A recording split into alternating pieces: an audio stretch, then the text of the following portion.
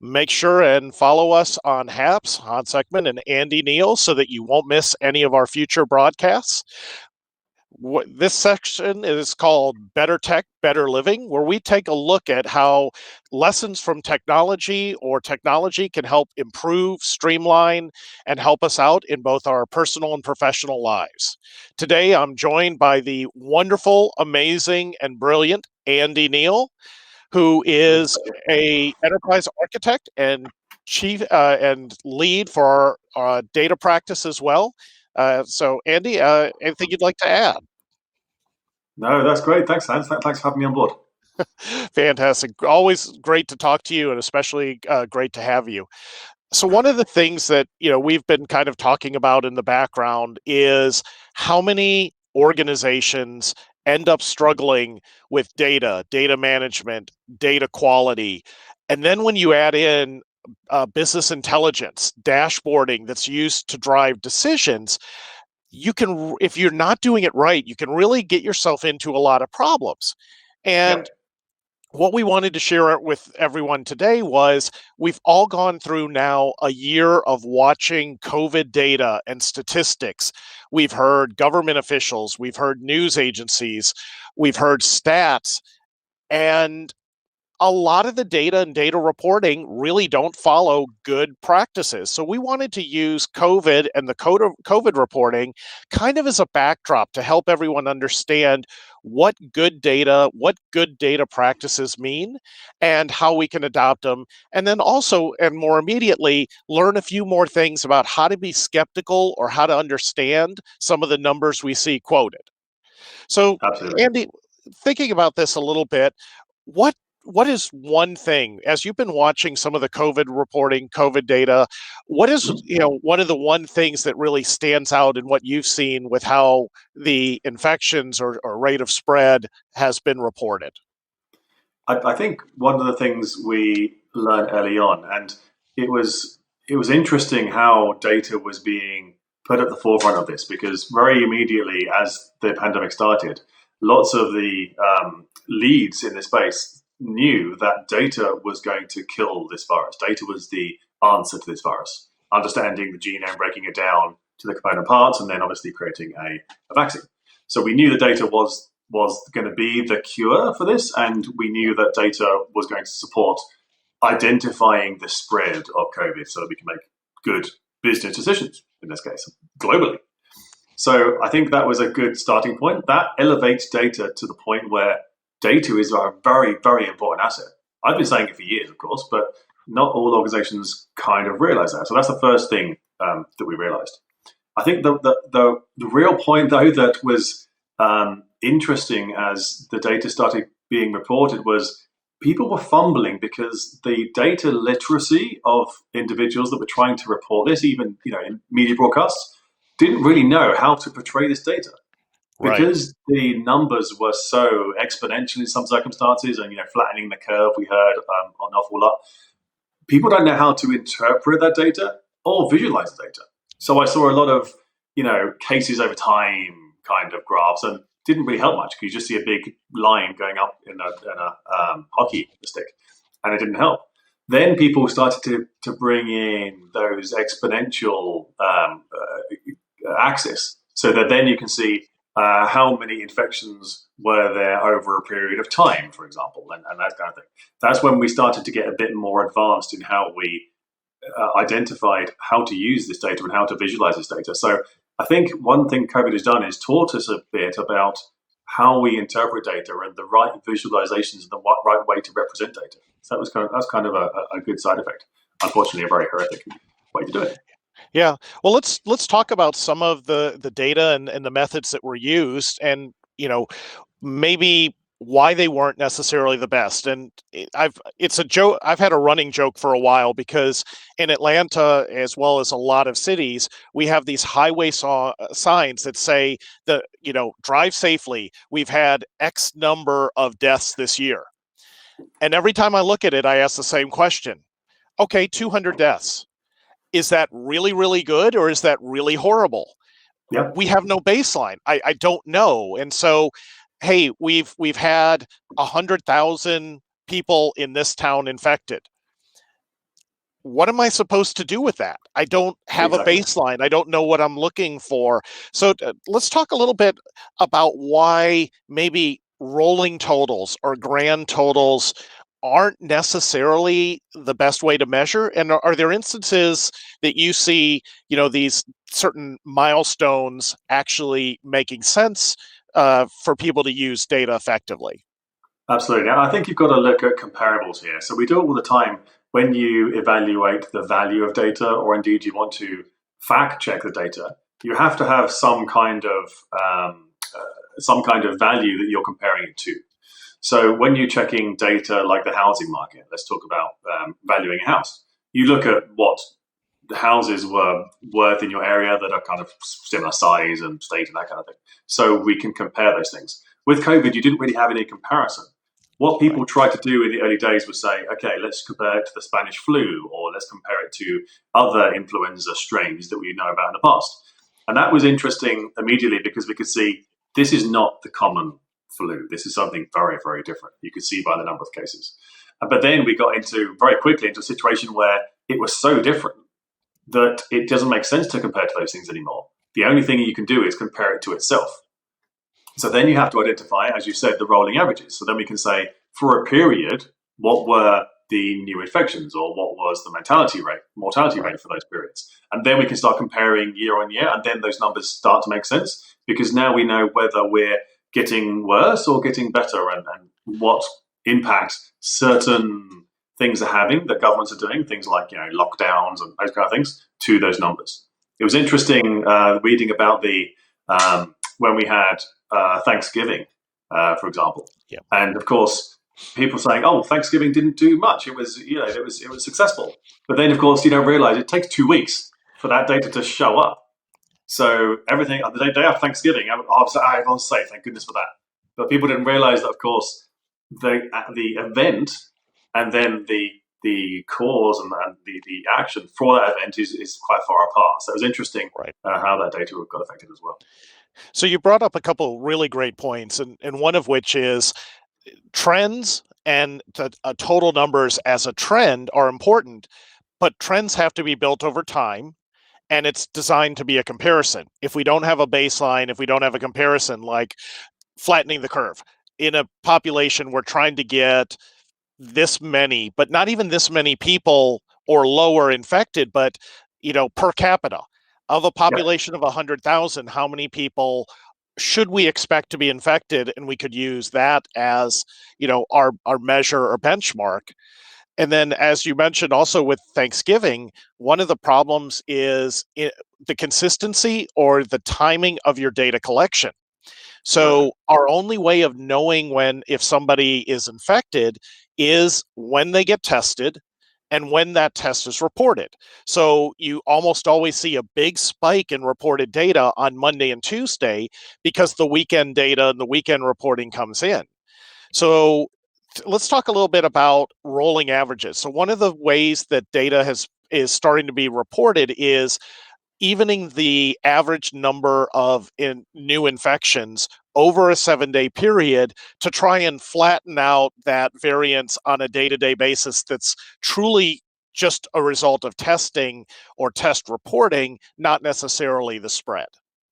Absolutely. And now we've got enough data to be able to do that. That's a good way of understanding, is it better or worse than last week? And again, there's a couple of issues that come in here. One is, as you say, when is the data available? When is it going to be available for you to consume? And it's not just because of weekend necessarily sometimes. It's because depending on what agency it is, that data might have a hiccup in when it gets to a central location that it can be analyzed properly. And then there's problems in the formats of the data, and data might be curtailed in some way. I heard a story about this Excel spreadsheet. I'm sure you heard in the news about it got truncated because they were using an XLS format rather than XLSX, which was Yes. an interesting schoolboy error. So those things obviously you need to take into account as well when you're bringing all this data together to report on these facts. And Yeah. the completeness of data is very important.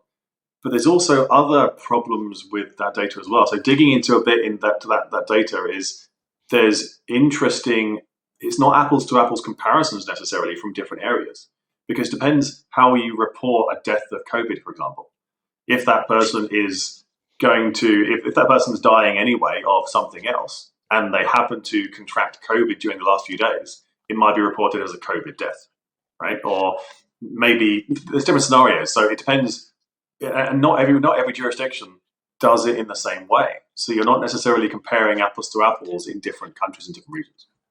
Right. And that was, I think that also led to a lot of people's concern that the data, not even the inaccuracy, but could be fraudulent. And we're not going to delve into intentionally faking data or the conspiracy side, but there is a real concern over, if I tested positive for COVID but died in a car accident, is that reported as a COVID death?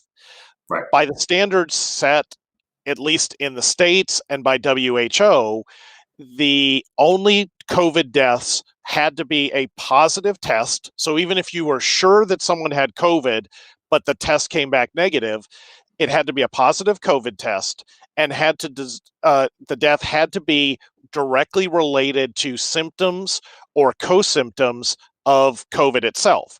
So things like, if I have heart disease and I have a heart attack and COVID certainly isn't making my life better, but the cause of death wouldn't be reported at COVID. So Absolutely. the numbers for deaths, at least as things settled out, are probably on the low end. But since we're kind of looking at trends over this period of time, it's probably not a material factor. Absolutely, absolutely. And I think one of the other factors, well, what we're seeing right now, so let's now jump from identifying COVID cases to now vaccines and vaccine administration over different countries. We're now seeing reports again of the vaccines administered. And there's two types of reports we're seeing here. The number of vaccines administered, if people want to look good, or per capita, as you say before.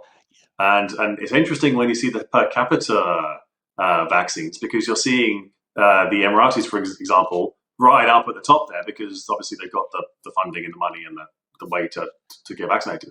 So if you look at that, Canada's actually very low in that list. Although we've got, although Canada, I understand, has lots of vaccines available, as does the States, they're not doing as well as you would think they would do per capita. Because of course, there's a volume of people here that you've got to get through. And the other thing I'm reading in the news just recently is about how long that poorer countries will take to get the vaccine, because they haven't been able to pre-order vaccines from these suppliers. So that's a bit worrying as well. It kind of comes into an ethical territory as well. So what are your thoughts on that, Hans? Yeah, it is troublesome, because the data we need the data to be actionable, because data affects behavior, and it's, we're trying to get to a point where the infection rate will burn out and we can survive. But for political reasons, political games are some people gaming the data and trying to report things. Like famously, we had a leader who said, let's stop testing because the testing is making our numbers look bad. Well, you're right. If you don't test, you'll really not know. But is that really helping what we want to get at? And I think that can be dangerous. So I got called out a little bit in the comments, and rightfully so, because there's a growing question knowing exactly where your amazing accent is coming from. I cheated and just said England, but specifically, is there an area or a certain group that you associate with? It sounds interesting here in North America, of course, but back home it doesn't sound impressive at all. I'm actually from the south coast of England. I'm from a little town called Eastbourne originally, on the very south coast. So yeah, people from Brighton, Eastbourne, Southampton have similar accents. So it's very much a southern accent. Fantastic. A lot different than what we'd call a southern accent here in Atlanta, which would be a lot more y'alls. Right, and right. and a lot of words that are made up to streamline conversations. Exactly. Well, so one of I think the underlying themes that groups and individuals need to think about is, why are you measuring data? we don't want to just collect data for data's sake. We've seen that go horribly awry. Yeah. What is the outcome and what is important? So we've already said that the raw numbers, the raw number of infections, not really helpful, other than it makes for great news headlines saying we hit another grim milestone, which is Yeah. bad. And over trend data, that those numbers might help. And even things like trying to come up with averages or per capita so you can come up with a rate might not be right. One of the probably the most effective numbers that you really had to dig or you had to go into more scientific sources to find was the R value. And the R value is what is the spread of the virus from one person to another. So if we have an R0, it means you're not spreading that. So if I have cancer, I have an R factor of 0 because I can't spread cancer to somebody else by shaking hands or any other means, typically. If I have an R value of 1, it means if I'm infected, on average, I'm going to infect one other person. So the virus will spread but maintain a rate. And then when we start getting higher, that's where we see really the pandemic type events. An R factor of 1.5 means I'm infecting 1.5 people on average. And if I hit R2, I now have exponential growth. So I will infect 2 people. Those 2 people will infect 4. The 4 will infect 16. And then that's when we see these massive explosions within certain areas because the R factor and the exponential growth. Like if our savings account had exponential growth, we could retire Amazing. probably by the end of the week. Right. So let's talk a little bit about using um, a deeper analysis or calculations in the data to help drive something like an R factor or the per capita.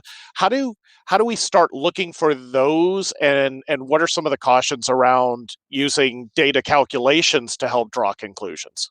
Absolutely. And I think this is where we're transitioning now from diagnostic to descriptive to predictive kind of modeling. And now we're getting into a predictive model where we have to use those calculations like R values to understand what does the future look like, or will the future look like. And that's going to make governments make informed decisions on what to do in the population. So if that R value does go to the 2s or above even, that's when, hang on a minute, let's lock down here because we're going to be in real trouble otherwise. So Right. actually, it's a useful way of predicting what's going to happen in the future, especially over time, our values over time, and whether it's going up or down. It's a very good leading measure to predict what's going to happen in the future, and it's pretty good if you plot a predictive model based on R value, and then you say, okay, let's check back with that a week later to see if we were right. You're going to be pretty accurate because it does tell you how infectious this thing is, depending on what you're doing, and it obviously has lots of factors involved. There's factors of the massive population and the proximity population, but it's also a factor of the strain of the virus as well. We've seen viruses come from the UK. It wasn't me; I wasn't there at the time. Viruses come from the UK that are different strains, right? That might have more a higher mortality value or higher infection rate. And there's strains now coming from South Africa, I understand, as well. So depending on the strain, obviously will affect that R value as well. It's Right. interesting how we're seeing essentially a significant change in the strains that you wouldn't normally see this quickly, but that's due to the fact that so many people have got it, and the only way a virus can change the strain is within a human or within a host. So Yes. we're seeing that an awful lot more because of the sheer number of people that we've got are infected. So the more we vaccinate, obviously, the slower the mutations will happen in the virus. So Yep. yeah, obviously getting this vaccine out, that's the that's the goal, right? Yeah, and we've seen that unfortunately in some of the mink farms. The mink not only is susceptible to coronaviruses, but they found it actually mutates far more rapidly in minks than it does in other hosts, as you said, and that could be extremely dangerous. When we Right. see, is this new strain more deadly. What we're talking about is, of the people who test positive, what is the likelihood that they will die?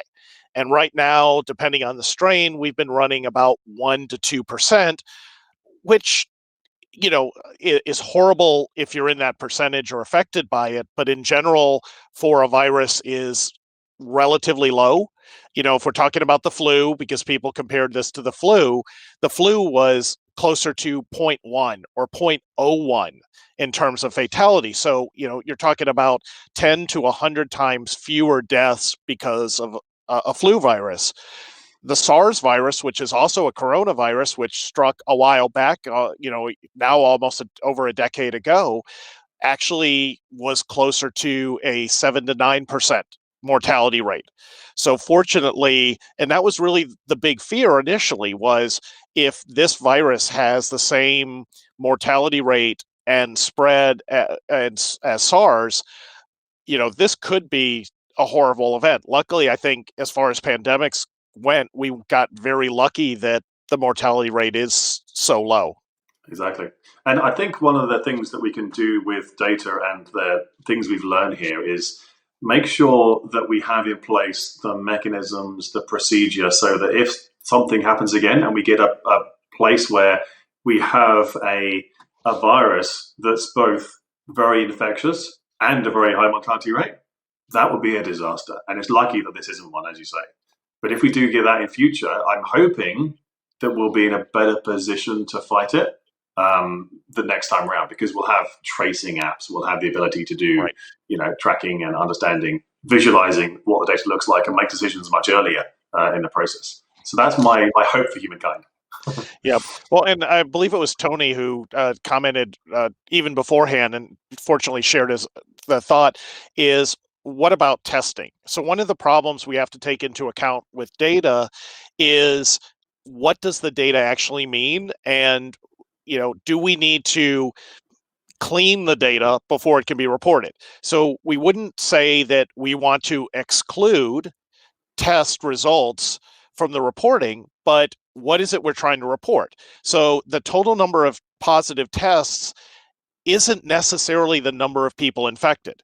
So if I have it and I have to get a COVID test to return to work or to return to school, I might get tested every 2 to 3 days.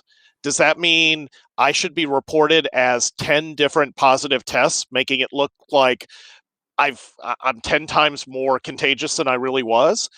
In reality, what we want to do is, if we're looking at the rate of infections, it's not the positive tests we want, but the number of individuals who have tested positive. And that slight nuance could dramatically change how we're seeing the data and how we react to it. Absolutely. It's a very good point in data. And I see this a lot. I call it, there's a concept I call CIO phishing. So CIO phishing is when the CIO comes to somebody in the analytics department and says, give me an answer for this question, please. And they do a little report, they get it back to the CIO super quick because he's a CIO, and says, okay, here's the answer. And the CIO looks at it and goes, I don't really like the answer. So they go to somebody else in the organization and ask the same question to them, come back with a completely different answer. And why is that? It's normally because, what Hans just said, they're not looking apples to apples. They're not using the same semantics to evaluate the data. And perhaps even they're using what we call a star or a snowflake schema, where we've got relationships between data, which when you select data in particular ways, it exaggerates the number of cases or the number of rows or records or whatever you're counting. So that's a common problem. And the way to solve that is really data governance and data management, and making sure we've got things like a data catalog. Understanding if I'm talking about positive cases, it's positive cases of individual unique humans. That nuance and that specificity needs to be there in order to make sure that when that CIO goes to two different individuals, he gets the same number back. That's where you want to go here. Absolutely. And for those who don't realize, a data dictionary is literally what it is. It is your document, your repository that says what each data element is, probably its source, and a description in human terms of what that actually means. So, before the broadcast, we were reviewing some of the notes and I used the term R value, but I didn't define it or didn't explain. So Andy politely said, okay, what are you actually meaning about this? Because the letter R could mean a lot of different things. So we've got to develop that language. And I think one of the challenges we've seen in media and reporting or copied over to memes is it's very easy to take that data out of context, whether it's intentional or not, or malicious or not, and cause it to be interpreted a different way. Um, so absolutely, the data dictionary is, and having common data terms is going to be key to your reporting. Absolutely. And we've got quite a few comments in here talking about the way that different countries and different jurisdictions have handled this pandemic. It's interesting. Yeah. It almost feels like politics are heavily involved in some of this stuff. You know, as a government, I don't want to lock down and shut down the economy if I can possibly avoid it because I'm going to look bad. You know, weighing that against how many people are you going to kill. The trouble I think a lot of these countries had was they didn't really know. They didn't have enough data. They didn't have good enough mechanisms for predicting what's going to happen in the future confidently enough to make a business decision. And that's an important factor. When you go to a position where you're a data-driven organization, you don't overnight just switch on the data warehouse or data lake and analytics and say, Right. okay, I'm now going to make all my decisions based on data. That doesn't happen. What Yep. happens is you switch it on and the executives will go, do you know what? I'm going to make a decision, but I'm going to check the data first to see if I'm right. And they'll make a decision. They'll check the data and go, yeah, see, I told you so. Data says it as well. That's how they'll start off. Then they'll go through a journey, and eventually they'll come to a point where they'll say, hang on, I'm not going to make any decision until I've looked at the data first. So then they're a bit leaning on data a bit more, to the point where you can't actually go too far. You can actually go to the point where I'm not making any decision at all because I don't trust anything until I see the data. Right? So there is Yep. going too far as well. But you have to make that balance. You have to have the right competence, the right data literacy, the right analytics, the right quality of data, the right management of data. All these things have to come together if you want to be truly data driven and you want to make decisions on that. Governments just weren't there with the data when it first came out, I don't Right. think. Well, and even let's assume we had great data, perfect understanding, we were reporting it, whether not even just country to country, but even province to province, state to Right. state, the goals were very different for how they wanted the response to be. So I live in Georgia. We were one of the states who was pushing for the earliest possible opening and seeing that as long as our hospitals weren't at capacity and we weren't at too high above one R value, the economy and economic welfare was more important than the health aspects.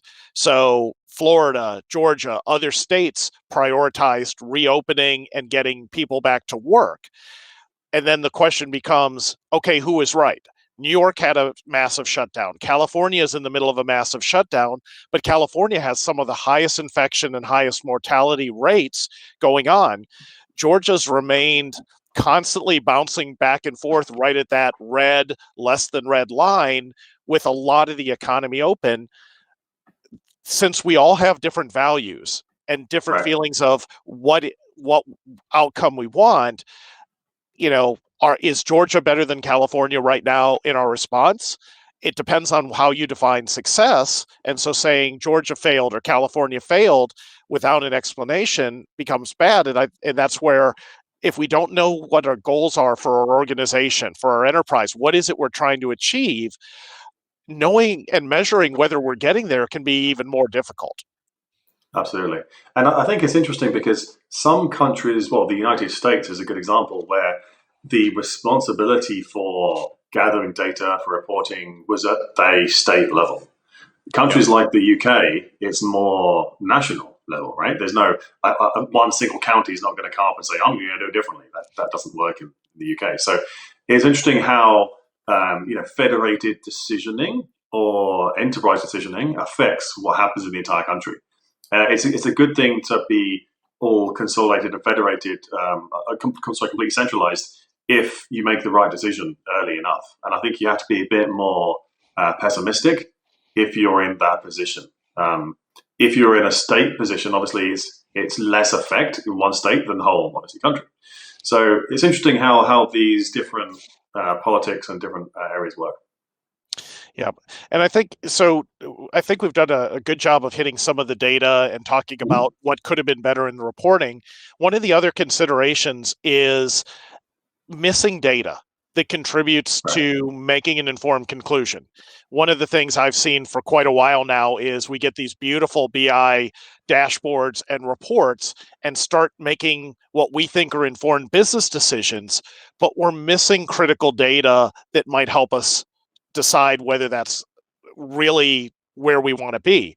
One of the ones that I'll propose for COVID is when we look at the impact, it isn't just the impact of people who have died directly as a result of COVID, even if you spike up the numbers there.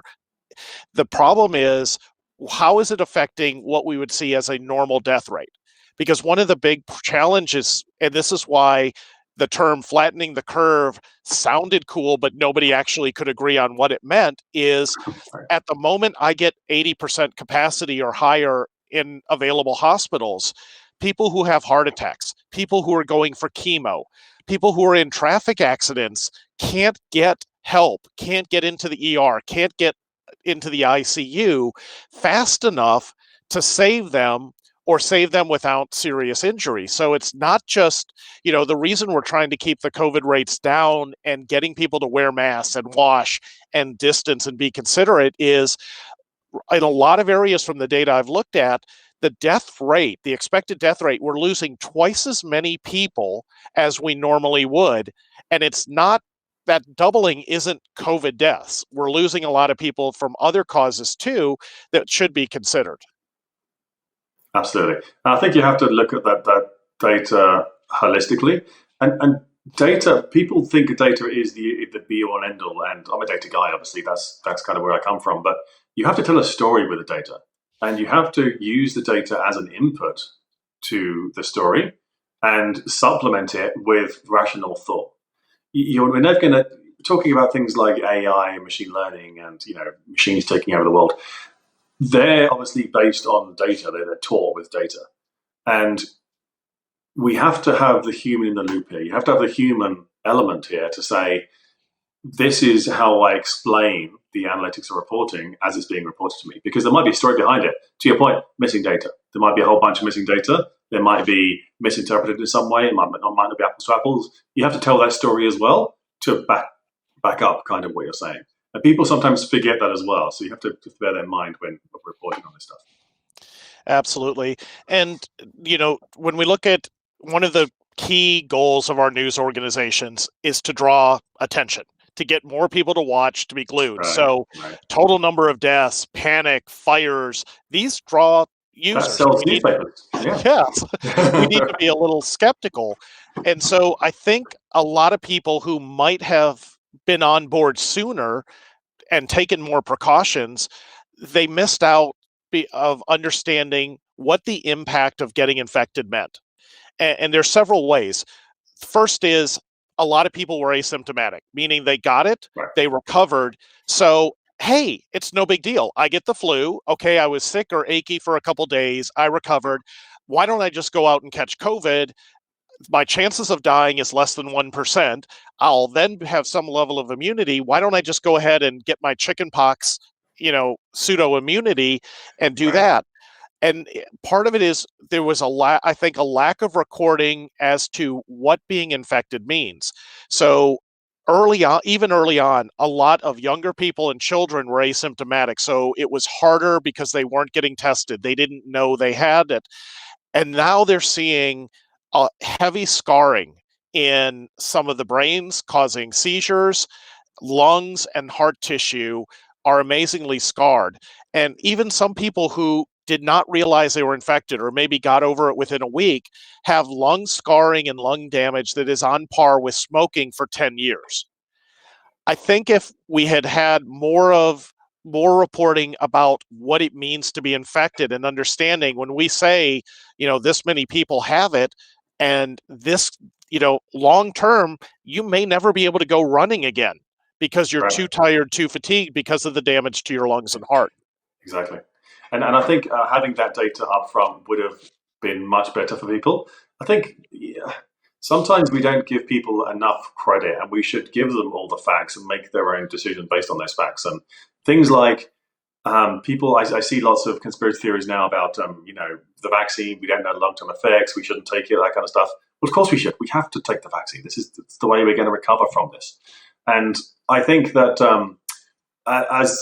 as we go forward, we need to be informed, and you need to balance this stuff, right? So I take the vaccine. I'm going to be okay. I'm not going to get COVID, likely percentage wise. Versus, I'm not going to take a vaccine. I'm probably going to get COVID, and it might affect me. But remember, the effects aren't just am I going to die from COVID. The effects are also things like am I going to lose my sense of smell for 6 months? Am I not going to be able to taste beer anymore for 6 months? I'm having a vaccine, thank you. Right, so you have to kind Yep. of weigh these risks and make a decision.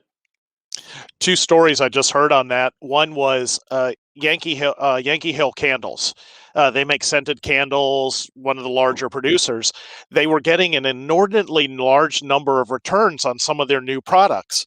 And people were saying these are defective, they don't have any scent, Oh, what's going on? And so they started testing their inventory and were confused because that's everything that fine. they were looking at worked, and it turns out they were finding people who had COVID were somewhat asymptomatic and hadn't realized that their loss of smell was a symptom.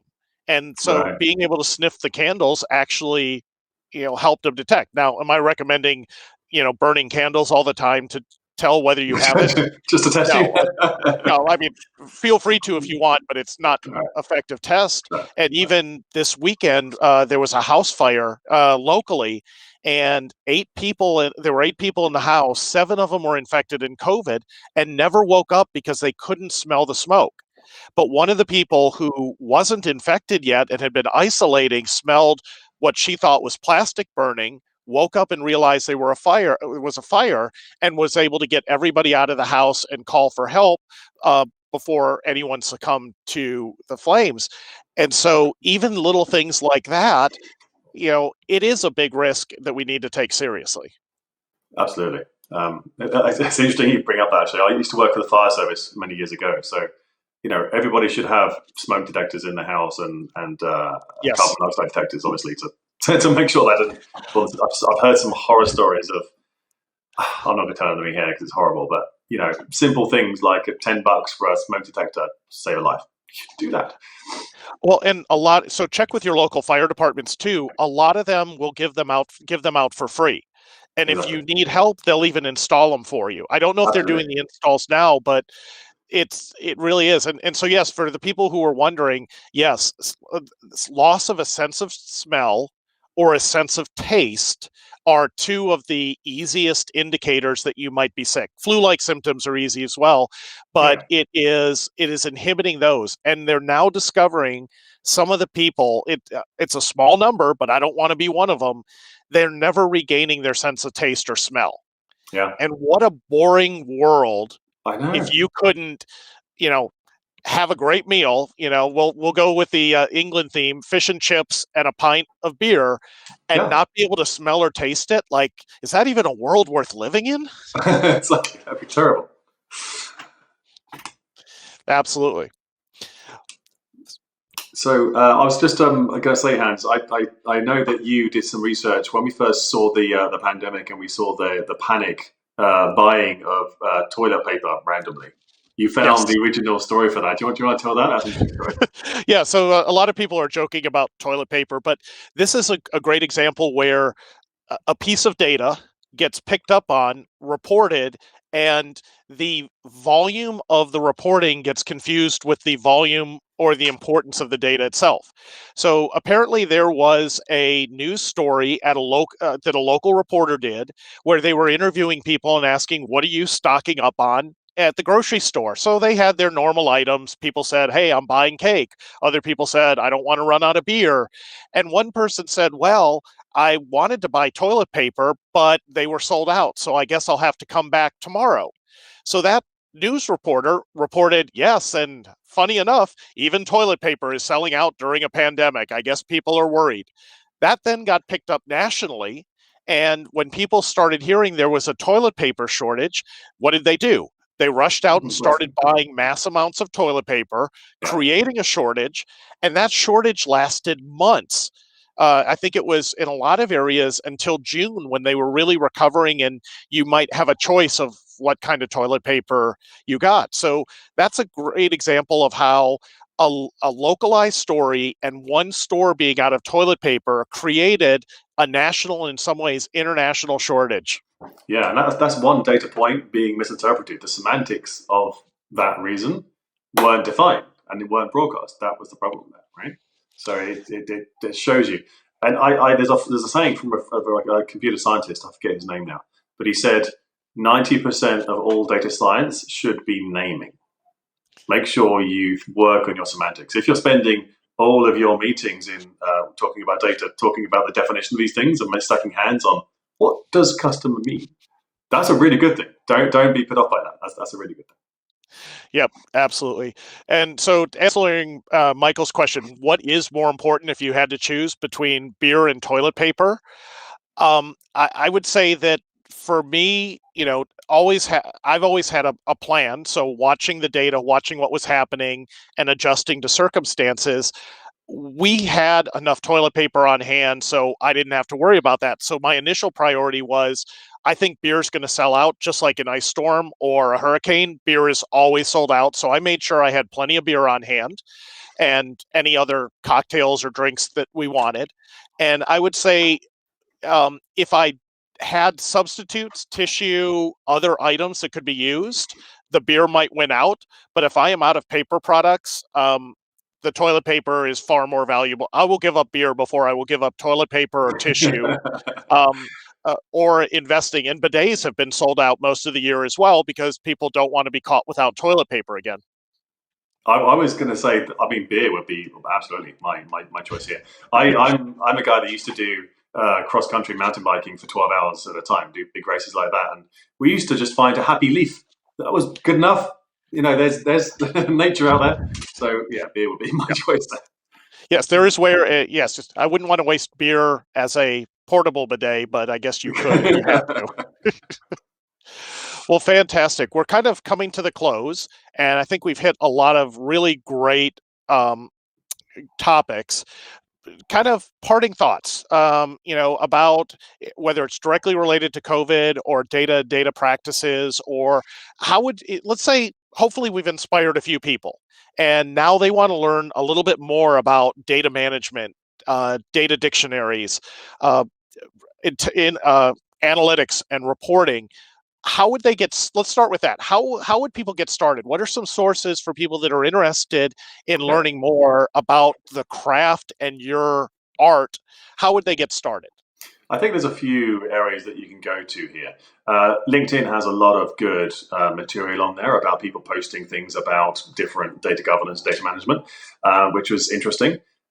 That's more consumable media type information. But if you want really solid information, there's lots of frameworks out there and companies that provide that. So DMBOK is one. DCAM is another. So DMBOK is the Data Management Book of Knowledge. DCAM is the assessment model, the data assessment model. So there's those two out there which are really sources of truth, and most companies use these as this is how I do data management because they cover pretty much everything you need to cover in quite a lot of detail. So that covers the data management and data strategy and data governance piece. The analytics piece, which is on the other side, I would say there's a bunch of really good courses on places like Udemy and other online courses that are very cheap and you could just almost get off the shelf to learn a bit about analytics. I was just talking to some people that went through the training for data literacy, which goes into analytics as well, from Click. So Click provide, QLIK, they provide a data literacy program, which gets you familiar with how you should treat data and how you should represent data and the visualizations and analytics and that kind of thing. Once you get the bug for it, it's interesting because then you start to want to play with data, and then of course you can specify it and get really niche into particular tool sets or particular patterns of bringing data in and reporting. You can even then go into data science and machine learning and that kind of stuff as well. Again, courses on Udemy and other online platforms are the way to go there. Absolutely fantastic.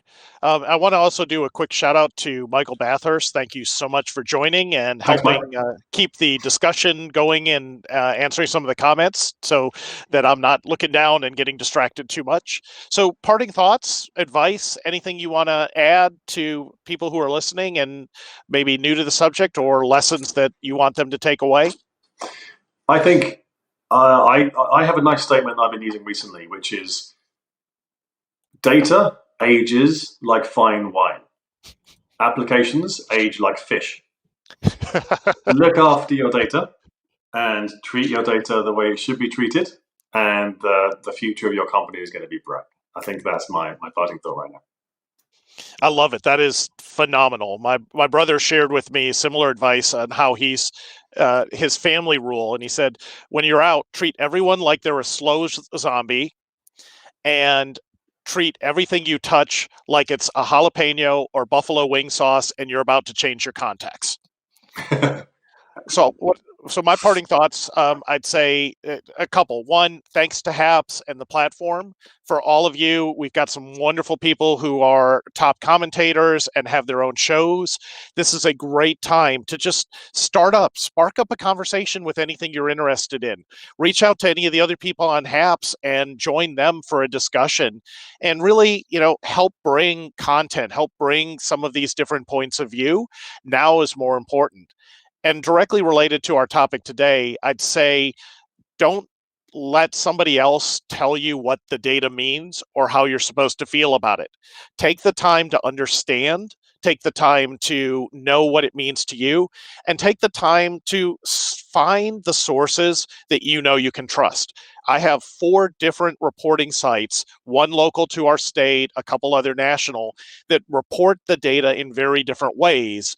And by looking at those, it helps me gauge, hey, am I going to go to the store every day this week, or am I only going to go once because, yeah, our county is bright red and booming versus, hey, everyone's infected, so they're staying home, and this week is a good time where maybe I can have lunch and a beer outside on the patio. So take the time to learn the data and understand it. And I think another point there that you just brought up, which was interesting, was make sure that you know where the data comes from. That's very important because often data is published, a stat is published, and it says 98% of people agree that this product is amazing. What they've done is interviewed 100 people and taken a portion of that which looks best. And it's those 7 people that they've actually done these stats on, right? Always ask where that data comes from. Don't just take it as read that people are trustworthy, because people that know data really well are sneaky individuals. They can make data tell a story exactly how they want. Yep. I saw a meme directly related to that said 9 out of 10 men agree that their wives are always correct. The 10th one hasn't been seen for weeks. So, Andy, I want to thank you so much. I know you had a really busy day helping out your members and clients and taking time to hop right over to the broadcast. Thanks to everyone who joined. Really appreciate it. So please continue the discussion.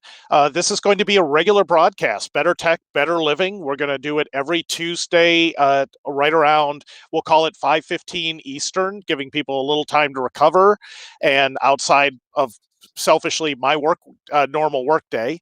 So hope to see you here again. There'll be some other shows that we're trying to spin up on related topics, and hope to see you there too. Feel free to connect and follow so that you won't miss an update. And thank you, everyone. Please stay safe, stay healthy. Thanks so much, guys. Thank you all.